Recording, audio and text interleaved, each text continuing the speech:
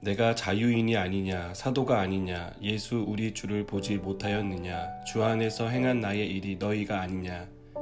다른 사람들에게는 내가 사도가 아닐지라도 너희에게는 사도이니 나의 사도됨을 주 안에서 인친 것이 너희라. 나를 비판하는 자들에게 변명할 것이 이것이니 우리가 먹고 마실 권리가 없겠느냐. 우리가 다른 사도들과 주의 형제들과 게바와 같이 믿음에 자매된 아내를 데리고 다닐 권리가 없겠느냐.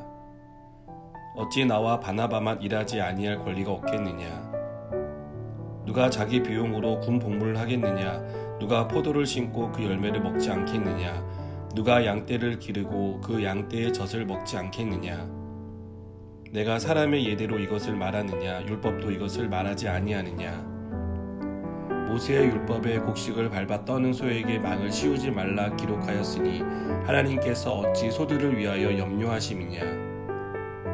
오로지 우리를 위하여 말씀하심이 아니냐. 과연 우리를 위하여 기록된 것이니 밭가는 자는 소망을 가지고 갈며 곡식 떠는 자는 함께 얻을 소망을 가지고 떠는 것이라. 우리가 너희에게 신령한 것을 뿌렸은즉 너희의 육적인 것을 거두기로 과하다 하겠느냐. 다른 이들도 너희에게 이런 권리를 가졌거든 하물며 우리일까 보냐. 그러나 우리가 이 권리를 쓰지 아니하고 범사에 참는 것은 그리스도의 복음에 아무 장애가 없게 하려 함이로다. 아멘. 고린도 교회 성도들 중에는 바울이 사도라는 사실을 의심하고 부정하는 사람들이 있었습니다. 이에 대해 바울은 자신이 자유인이며 사도라고 말합니다. 바울은 적어도 바울이 전한 복음 때문에 예수님을 믿게 된 고린도 교회 성도들은 이 사실을 가장 잘 알고 있지 않느냐라고 되묻습니다. 사도는 부활하신 예수님께로부터 정권대사로 파송받아 복음을 전하는 사람을 가리킵니다. 이런 점에서 바울은 분명히 사도입니다.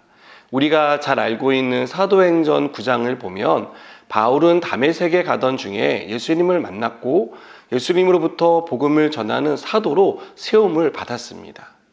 그런데도 고린도 교회 일부 성도들은 바울의 사도권을 인정하려고 하지 않았습니다.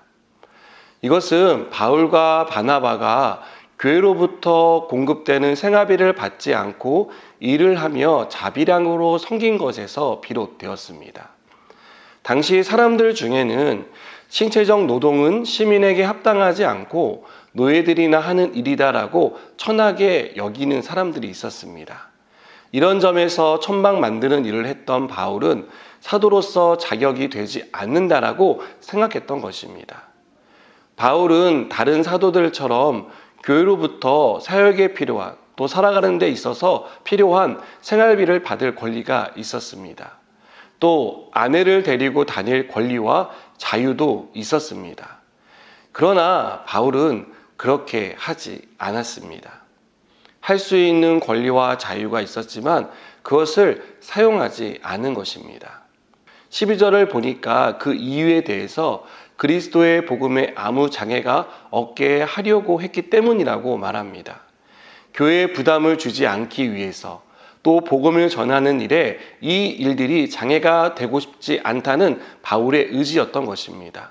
바울은 군인과 농부 그리고 양을 치는 사람의 비유를 들며 당연히 요구할 수 있지만 그렇게 하지 않았다라고 말합니다.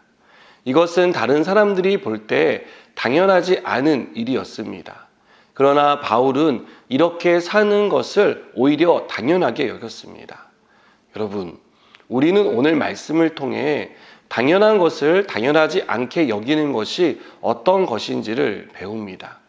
내가 가정에서, 직장에서, 또 사회에서 당연히 받을 수 있는 것, 누릴 수 있는 권리를 사용하지 않는 것은 쉬운 일이 아닐 것입니다. 그것을 사용하지 않는 것은 어떤 부분에 있어서는 손해를 자처하는 일이기도 합니다.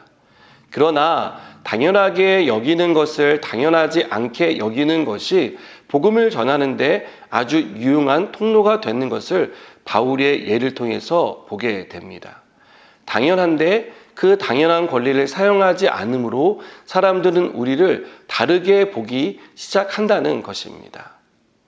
누릴 수 있는 권리를 스스로 내려놓고 다른 사람에게 양보하는 모습은 세상에 분명히 감동이 될 것입니다.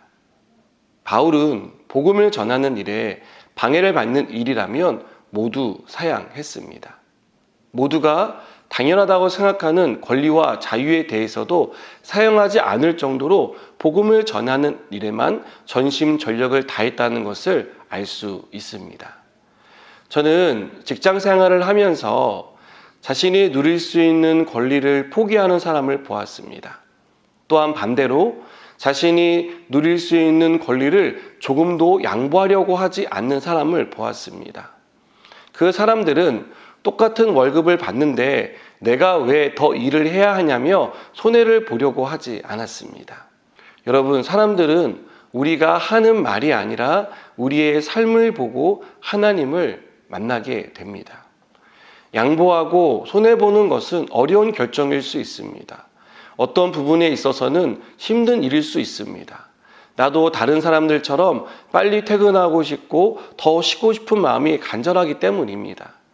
그러나 이렇게 지극히 당연한 권리를 다른 사람을 위해, 때론 공동체를 위해 일정 부분 희생할 수 있다면 그 삶을 통해 우리는 하나님의 사랑 그리고 복음을 전할 수 있는 귀한 통로로 만들 수 있을 것입니다. 사랑하는 여러분, 저는 우리가 바울과 같이 복음을 전하는 일이라면 당연히 권리를 포기할 수 있는 그런 사람들이 되었으면 좋겠습니다. 내가 주장할 수 있는 권리를 포기하고 어려운 삶을 자처할 수 있는 믿음이 저와 여러분 안에 있기를 소망합니다. 우리가 당연한 것을 당연하지 않게 생각하고 살아갈 때 하나님은 우리를 복음이 전파되는 귀한 통로로 사용해 주실 것입니다. 그래서 우리를 통해 많은 사람들이 주님을 만나는 그런 귀한 역사가 일어나리라고 믿습니다. 함께 기도하시겠습니다. 하나님, 우리의 삶을 통해 복음이 전파되기 원합니다. 당연히 누릴 수 있고 당연히 주장할 수 있는 권리를 포기할 수 있는 그러한 용기를 주시고 또 그렇게 할 때 우리의 삶을 통해 많은 사람들이 주께로 돌아올 수 있도록 우리를 사용하여 주시옵소서. 예수님의 이름으로 기도드립니다. 아멘.